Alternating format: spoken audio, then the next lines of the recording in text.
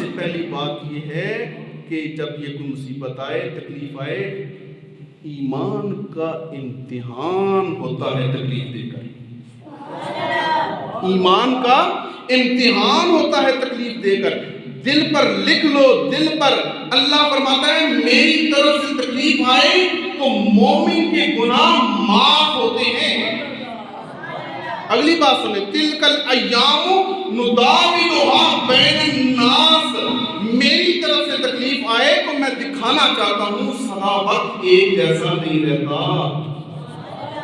میں دکھانا چاہتا ہوں سدا وقت ایک جیسا نہیں رہتا. میری طرف سے اگر کوئی تکلیف آ جائے وَلَنَبْلُوَنَّكُمْ بِشَيْءٍ مِّنَ الْخَوْفِ وَالْجُوعِ وَنَقْصٍ مِّنَ الْأَمْوَالِ وَالْأَنفُسِ وَالثَّمَرَاتِ وَبَشِّرِ الصَّابِرِينَ. تو سمجھو اسے جنت کی خوشخبری مل رہی ہے. تو سمجھو اسے جنت کی خوشخبری مل رہی ہے. یا اللہ یہ پھر تو کیوں تکلیف دیتا ہے؟ پھر تو کیوں تکلیف دیتا ہے؟ فرمایا میں کثرت سے معاف کرتا ہوں. اگر میں پکڑ کروں، میری گرفت آ جائے تو تم بچ نہیں سکتے، تمہارے جانور بھی نہیں بچ سکتے. یا اللہ تو یہ پھر تکلیف کیوں دیتا ہے؟ یا اللہ تو نے ہمارے اندر غصہ نہ رکھا ہوتا تو ہم لڑائی جھگڑا نہ کرتے.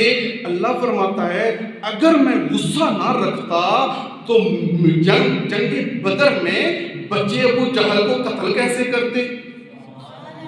اللہ اگر تو ہمارے وجود میں شہوت نہ رکھتا، ہمارے وجود میں شہوت نہ رکھتا تو ہم بے حیائی نہ کرتے.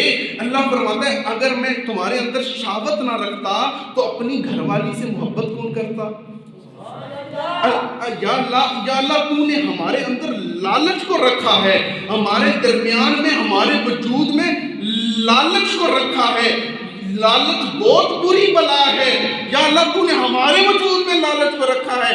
اللہ فرماتا ہے نہیں، لقد جاءکم رسول من انفسکم عزیز علیہ ما عنتم حریص علیکم بالمؤمنین رؤوف الرحیم. میں اللہ نے محمد کو لالچی بنایا ہے. میں اللہ نے محمد کو لالچی بنایا. یا اللہ حضور بھی لالچی ہے؟ فرمایا ہاں میں نے لالچی بنایا ہے اپنے محمد مصطفیٰ کو، مگر فرق یہ ہے تمہیں بھی لالچ ہے، تمہیں بھی لالچ ہے.